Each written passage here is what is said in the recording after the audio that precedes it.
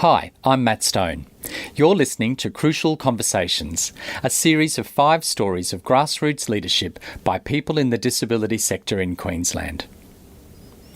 In a career spanning over 3 decades, Leanne Burke has worked in a range of settings to support people with disability.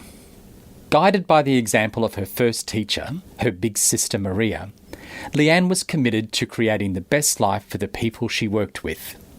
Over time, she also came to see how serving people in groups compromised their capacity to achieve a good life. In this 4th episode of the series, we hear how, since the early 90s, Leanne has worked in and established a number of small, personalised service arrangements. In sharing what she's learnt, Leanne challenges many common assumptions of how to serve people well and what leadership looks like.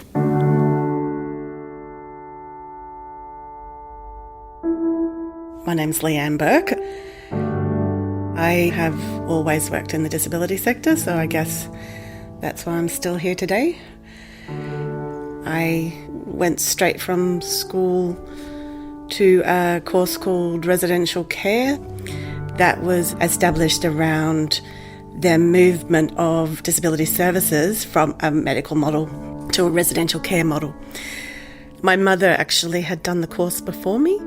For me, I don't remember thinking about it that much. It was just, I have to do something when I finish school. But the story goes back further than that, though, because my sister had intellectual disability. Maria was born in 1959. I was born in 1962. We were born in Cunnamulla. My brother was in between. And there was no support for Maria in Cunnamulla, and except my grandfather, my mother's father, he would come every day and take Maria for a drive in his truck. And when he died, I think for Mum, that was her main support gone. So I think they went in search thinking that Dad was from Brisbane, would possibly be more options for Maria in Brisbane, but that didn't really pan out. We moved from Cunnamulla to Brisbane, and I only know through being told stories because I was 3. Maria would have been 6 going on 7, and we moved with the thought that there would be more opportunities for Maria in Brisbane. Dad was from there, so it made sense that way as well. But in reality, there wasn't really much in Brisbane for Maria except a diagnosis. So in her early teenage years, she had the opportunity to attend a school, but unfortunately it was on the grounds of a large institution, and the choice had to be made for her to go there was that she actually had to live on site to attend the school. So she went to live there Monday to Friday and came home on the weekends, basically. None of those children living there would have had any education prior to that. I still remember men in white uniforms with lots of keys and the noise of that, and having to open several doors to get through to my sister who lived with me and shared my bedroom. So, that's quite weird and hard to understand why that would be. Yeah. So anyway, we had a very strange upbringing, I would say. She learnt very quickly the less conspicuous you are, the safer you're probably going to be. And she started to become reserved and become passive. We'd hear, "Oh, Maria's no trouble." And we'd go, "Yes, she is." Maria is very dynamic and is always on the go. And for someone to say to us, "Maria's quiet, she's no trouble to look after," we just go, that's not the right relationship. She's not showing her true self to people. Chopsticks all right, or nice and quick. I'm happy with chopsticks. Yeah, chopsticks. At home, Maria ruled the roost, but she did what she wanted to do. Whoever gets it. Guys, line up. We each get a side. She ran with the pack of kids that lived in the street. But she was also, 20 yards. Get 20 yards. I think, always a lot smarter than people gave her credit for. You know, she couldn't speak, but she didn't need to speak to really communicate with all of us. We all knew what was pretty much was going on. And if we didn't, she let us know how cranky she was about it. She is active, so she never just sat. She was always on the move, always wanting to do something. If you wanted to sit and watch TV and she wanted you to do something with it, there's no way you'd get away with it, because she'd just sit there and pull my finger back till it hurt for me to scream at her, go, don't do that, or whatever. When school finished, the age of 16 or 17, she came back and once again entered a time where there was no support. So she was just home for a couple of years until an activity therapy centre opened in a nearby suburb, and then she had a place to go during the day. She really liked the bus or taxi ride there and back. And she enjoyed some of the activities, but it really wasn't about allowing Maria to be who Maria is. Who Maria was who she was with family and friends. After the course was finished, I actually was employed. It was called Basil Stafford Training Centre. It was a place on top of the hill at Wacol where people lived in ward-type accommodation. It was run under the health department as a subsidiary, I guess, of Walston Park Psychiatric Hospital. I didn't actually work at Basil Stafford Centre. I worked with people who lived there. There was a day program. It was called Woodstock, and it was created to be a link for people living at Basil Stafford Centre to accessing the community. And people started to move out of Basil Stafford.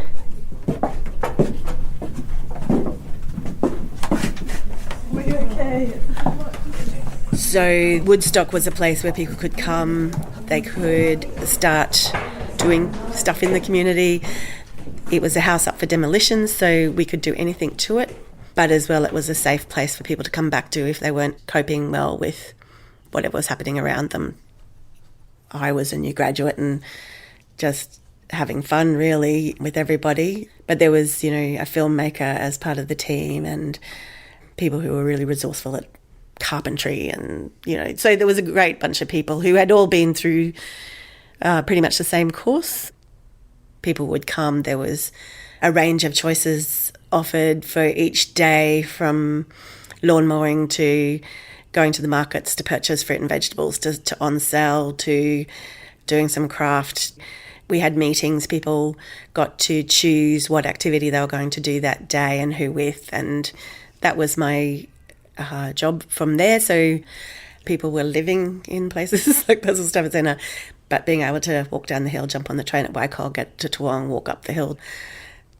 Because there was still staff that had transitioned from the old system and very much liked to control, some with military precision, and Woodstock stuff kind of antagonised people. We were a bit happy-go-lucky and we took lots of risks. We got away with lots of things that, today we would be under much more scrutiny.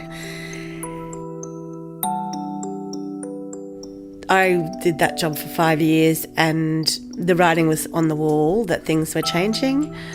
There was very little kind of recognition that this worked because of all of the elements that were required in a person's life. The organisations that were providing day services weren't actually coming at it from an individual's perspective more. We provide a program, and if you do this on Mondays, this on Tuesdays, this on Wednesdays, and there were people who had a lot of history of living in settings that were quite violent and often acted violently if their back was up against the wall. The Disability Services Act was being written. The Commonwealth was going to start funding disability services. The services like Woodstock were going to cease being offered by the Queensland State Government because they saw that those kind of services should be funded under this new Disability Services Act. So I left. Maria did move out of home in her late 20s, and the house was actually, it was an initiative of the Western Deanery of the Catholic Church, and it had been International Year of Person with Disability, and so they had said, well, we want to do something. So they set it up with a young nun, Bridget, who liked to live an alternative lifestyle, so didn't have the appearance of a nun to look at. So she pretty much established it initially as a intentional community, so invited young people to come live there in the household, and people without disability. Some received some income and some were just there to live. And Maria was the first person with a disability to move in. Maria's household was, people used to be able to come and go. A couple of other people moved into the house. The families all connected, and it seemed like a really good opportunity for Maria at the time, and the culture was created by Bridget. After a while, Bridget moved out and another nun moved in, and the culture just changed overnight. It went from a place with openness to a place with rules. Dad was a bit of a barfly at the RSL, so he used to often just swing by after work, beep the horn, Maria'd run out, they'd go off to the pub, And Maria just loved hanging out with these fellas that used to sit at the bar, and then Dad would drop her off afterwards. And anyway, it became a battle because they could not cope with the fact that he did not come in and sign her out, basically. It was not acceptable for him to just beep the horn for Maria to go with him. So they wanted him to park the car, get out, come in, do the formal handover and go. And my father was not that kind of man. He would rather endure the battle and do it twice as often just to annoy them.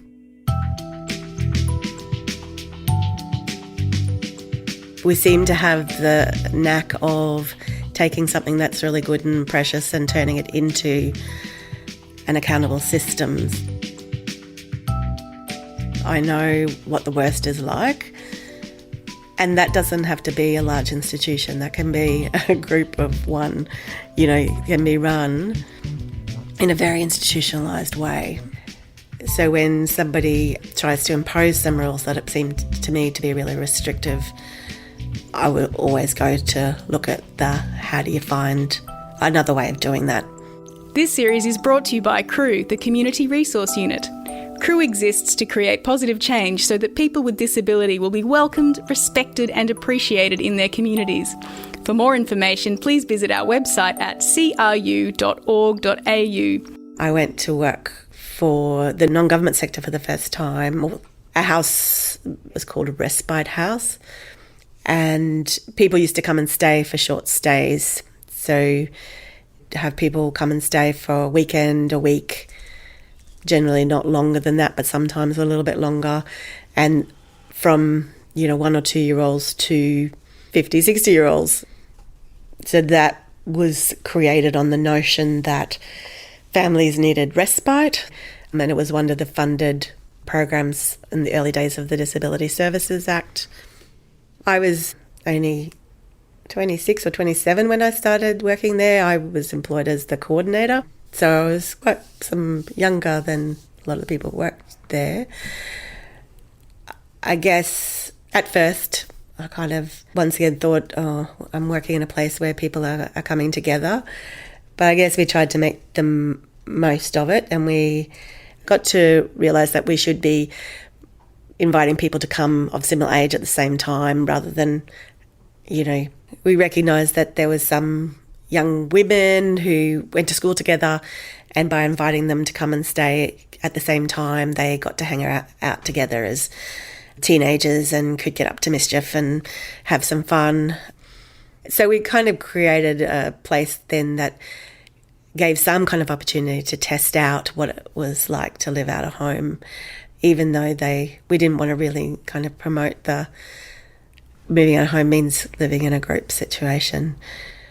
So I was there for about 5 years, and, it was, by the time I left there, I was more than convinced that any kind of group model always compromised the individual. So you could talk about choice and how much you provide and meeting the guidelines of the funding and how we created those opportunities for people to come together. And at the end of the day, we were always compromising somebody over somebody else.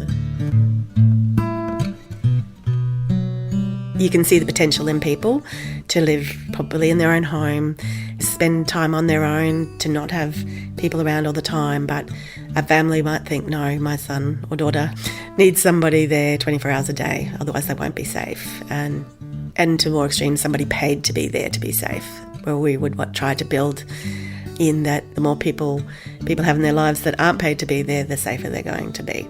And there will be workers that come promoting themselves as the safety net and stuff, but workers will always leave. There's more likelihood that family and friends will hang around for the long term.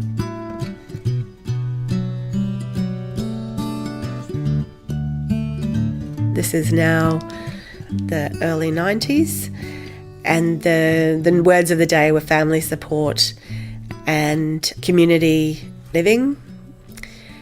But the notion of family support kind of started up, and there was a Queensland Parents of People with Disability. It was called QPPD, most people knew it as. They had just done a project where they'd travelled around the state of Queensland and interviewed a whole lot of families about what was important about home, education, work, and came back with a kind of this is the way forward. And that had a lot of influence. And a group of families were meeting in the southwestern suburbs of Brisbane with the notion of setting up a small service. Homes West was a declared family-led organisation that had a clear aim to assist people to establish a home of their own. Not a shared home, just a home of their own. And it had the foundations that everybody's life had core elements to it, but each looked different. So there was a home, there was a place in the community, there was family, there was friends, there was meaningful activity, there was, a range of things. And I think they got 40 hours a week of support for 3 people and funding for a part-time coordinator. Anyway, I applied and got the position as the coordinator. And at that point, there was 5 families who had said, I want to have Homes West work with me to assist my son or daughter to establish a home of their own in their own community, trying to look at where would the person want to live, what does home look like, what does it feel like, so that was the foundation work prior to people moving out, was just really making sure that people were part of that community before they actually lived there. Homes West tried to bring whole families with it. It did struggle with that because quite often it was parents at the table and more often mothers. Homes West was supported by Crew. Anne Cross was the director at the time, and she attended all the early committee meetings, and Crew was very generous in supporting the development of it. And so these families created this organisation. They had experience of other, so they had experience of special school. Some had experience of segregated, like group home, and it had been a not good experience. So they kind of knew more about what they didn't want than what they wanted, but gave over a lot of trust to me, I guess, and the people that they employed to be the support workers to help their son or daughter explore their community and create their own lives.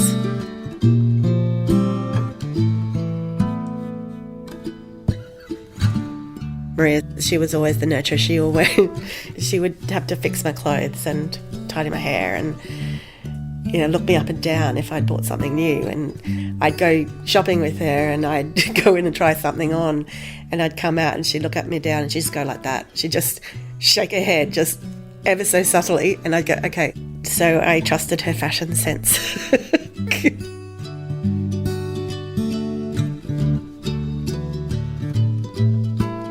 I'd worked with the initial 5 people who were a little bit older, probably mid-20s to mid-30s or something like that. And then Mina Ward came along and she was just finishing school. And at the time there was a funding program called Moving Ahead. And it was money to assist people when leaving school to think about what they're going to do next. At that stage, she'd just finished school. Most people would have taken that money and said, I'm going to employ a worker to take me out during the day and we'll explore my interests. But from the minute that Mina heard that this money was called Moving Ahead, she called it Moving Out money. And so Mina decided that she wanted to move out of home on her 19th birthday, and she was going to use that money to do that. As the coordinator of Homes West, I was invited to a meeting where they presented me with, Mina wants to use her Moving Ahead money as Moving Out money, and she wants to move out on 19th birthday. What do you think? And I guess I said something like, well, we can have a go. It could be possible. So all I did was go, didn't say no. So they did the rest, really. So that created an ambition, and Mina succeeded. I think she had her 19th birthday in her own place.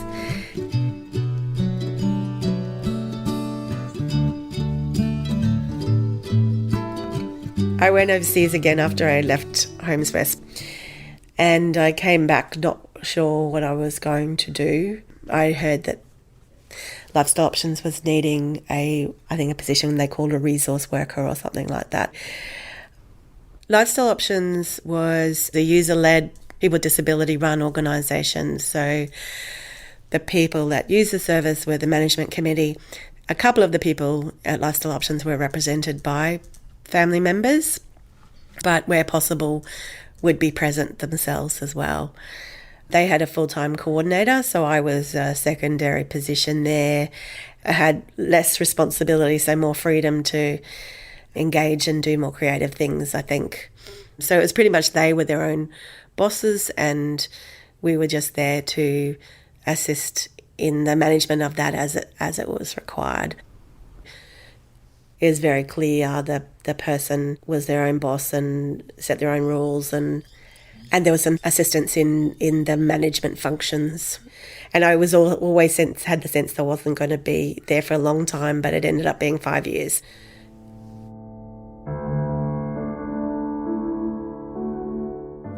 So when we made the final decision for Maria to move, my parents purchased a unit for her in a gated community with, that had nice facilities and things in it.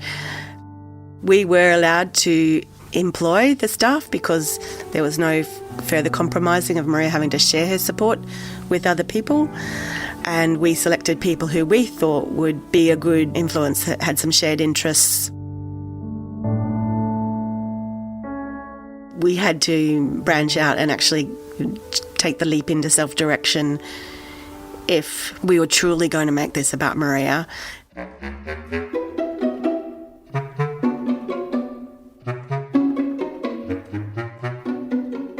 So we engaged a lot more people who we thought would value their roles in Maria's life, but also value the life of community and welcoming people in, and truly enable Maria to be very flexible in how they worked. So she found her people.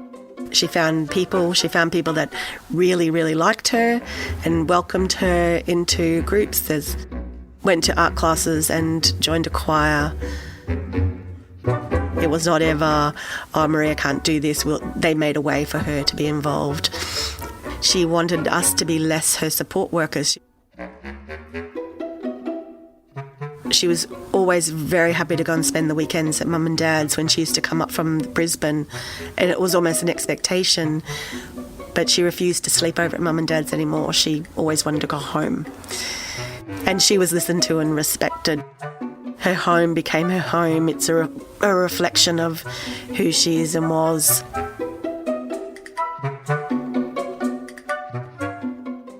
Success breeds success. So if you can get some strategies in place and see that, oh, okay, that worked. And then I always think the best thing that happens is if you've nagged somebody for a long time with an idea and they keep pushing you away, that one day they say to you, I've got this great idea. And it's the idea that you've been promoting for some time. You finally know they own it. As long as you know that that's going to be a turning point for something good to happen for somebody.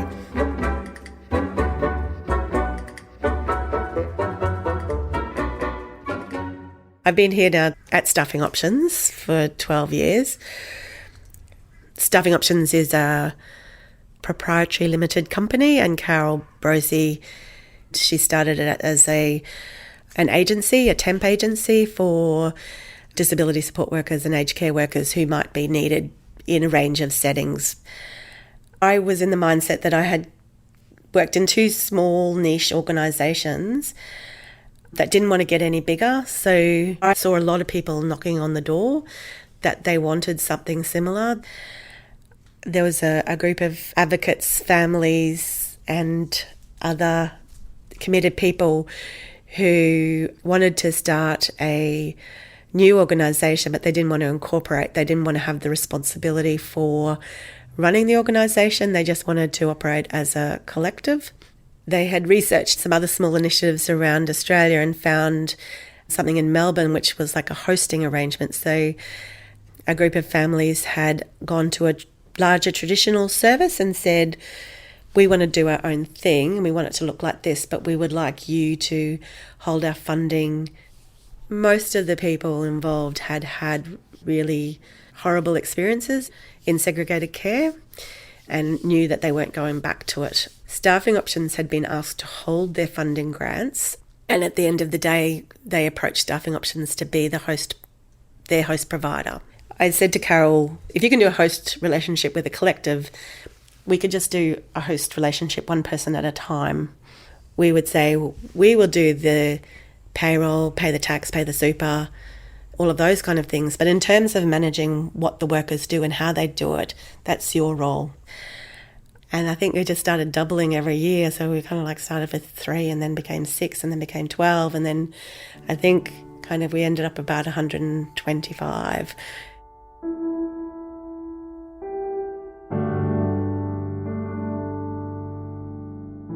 Leadership means using what you know to assist people where they might need that help. It's a term I've struggled with forever and a day. And leadership is coming from behind, making sure that people have what they need, but not saying this is the way to go. I don't know. It's something. I just think I'm someone that utilises the experience and knowledge that I've gained through working with people over many years and have a sense of confidence of what's possible and giving other people confidence to do that. So that people come with the challenging situations and we think and talk about how we can reverse that or flip that or think about it differently or put the safeguards in place. I think because I've had the experiences that I've had and gained the knowledge that I've got, that I'm able to think about that next step.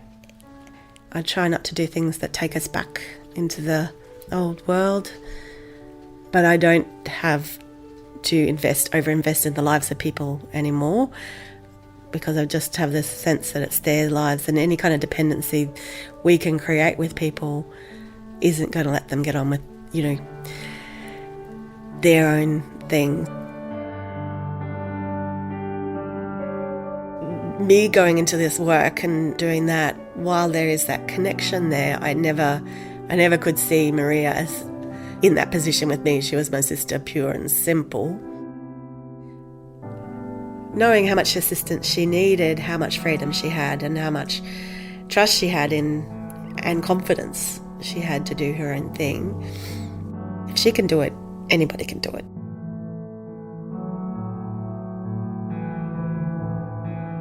This podcast was funded by the Anne Cross Leadership Initiative. Established in 2017 to honour the contribution of Anne Cross to Uniting Care Queensland during her years as the Chief Executive Officer, this partnership between Uniting Care and CREW aims to contribute to the development of strong, principled leadership amongst people with disability and families throughout Queensland. For more information, please visit our website at cru.org.au. We'd love to hear your feedback on CREW's Facebook page or send us an email via crew@crew.org.au.